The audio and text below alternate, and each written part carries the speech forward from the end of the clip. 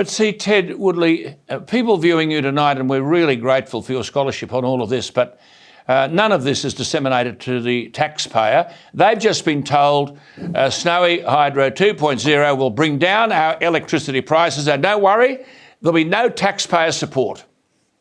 Yeah, well, that's right. That was one of the promises at the start. There would be no call on taxpayer funds. Oh, sorry, and one other thing. Minimum damage to the Kosciuszko National Park.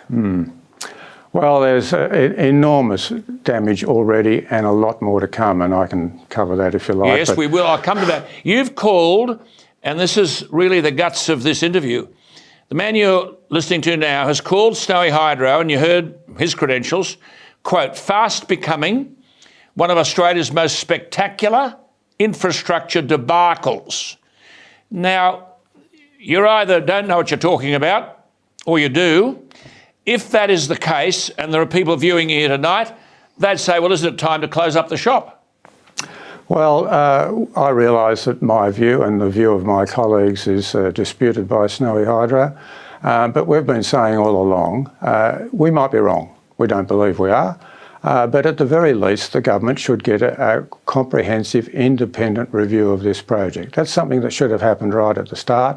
And with all the revelations that have occurred since then, it's incumbent on the government, who are putting taxpayers' funds at risk for this project, to get a proper independent review. And even at this stage, where some billions of dollars have been sunk into the project, there's still tens or more billion to go.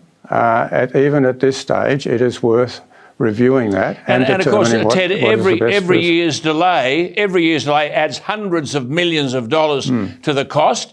I mean, these boring machines have got to excavate, 33 kilometres of tunnel, and the boring rates, as I understand it, are far below specification. Isn't the tunnelling years behind schedule? It is.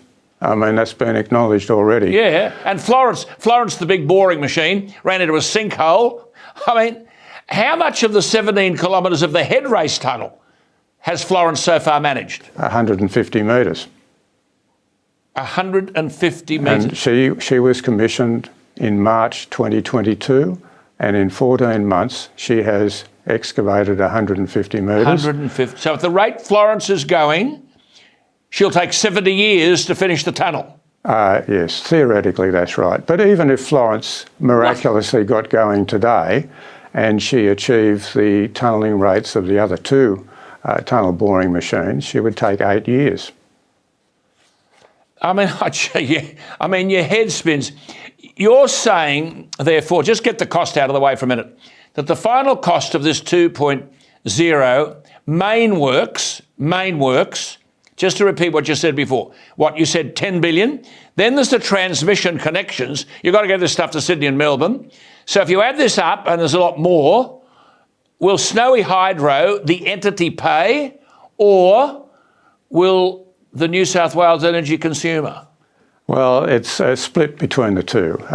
Snowy Hydro is a government business enterprise of the Commonwealth Government, so ultimately it's we taxpayers who will pay for this. Well, in terms of the transmission lines, though, Snowy Hydro argue that they shouldn't contribute at all to these transmission lines, and if that is the case and they get their way, we'll pay. The $10 billion will be paid for by electricity consumers. Be on our bill, our bill. And Malcolm Turnbull's left, he's taken his pension, he's swatting around the world, making speeches everywhere, and we're now saying that the cost will be at least 10 times what Prime Minister Turnbull told the Parliament.